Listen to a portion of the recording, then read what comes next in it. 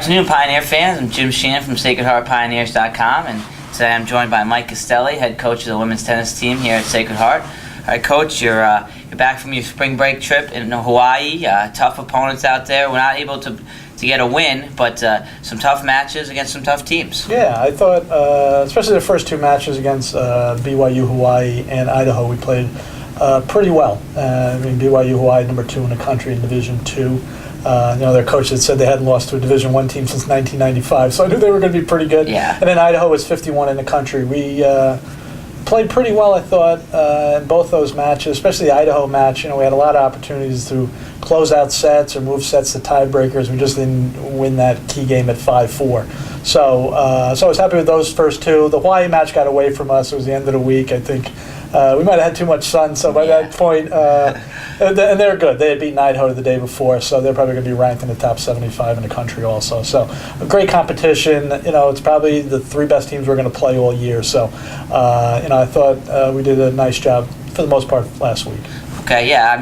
Obviously those are kind of out of conference. You're trying to get ready for in conference here, and that's kind of getting to the meat of the schedule here this weekend. You got Robert Morris at home on Friday afternoon and at FDU on Saturday. You guys are actually going to get outside a little bit this weekend. What are your thoughts on kind of Robert Morris and then FDU on Saturday? Yeah, Robert Morris, Jeff Lehman, who's coach there, has done a nice job with their program.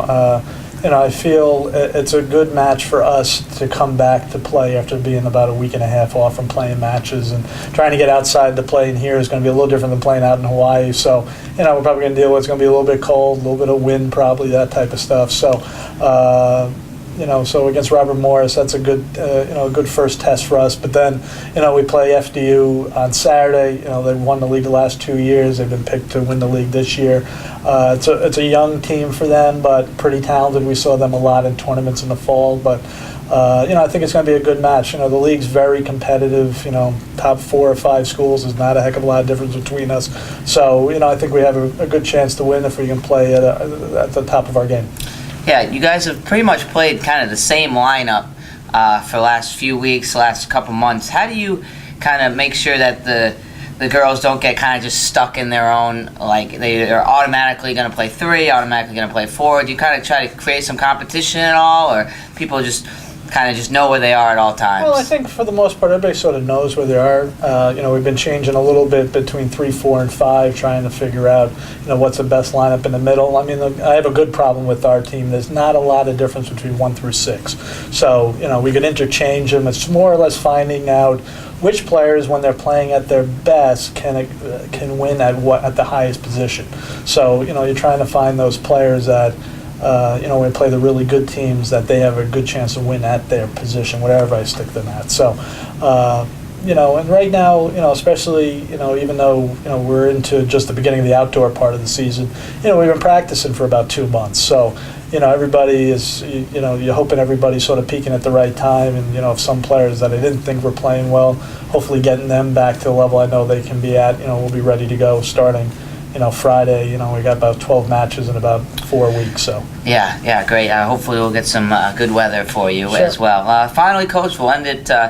You have an event coming up in the beginning of May 10th, May 9th and 10th. Your 20th anniversary. You're having a little outing. You want to talk about that a little bit? Sure. On May 10th, we're inviting all our alumni and parents and anybody who's basically been associated with our program. We're going to have a 20th anniversary celebration that Friday and Saturday. A little bit of golf, a little bit of tennis.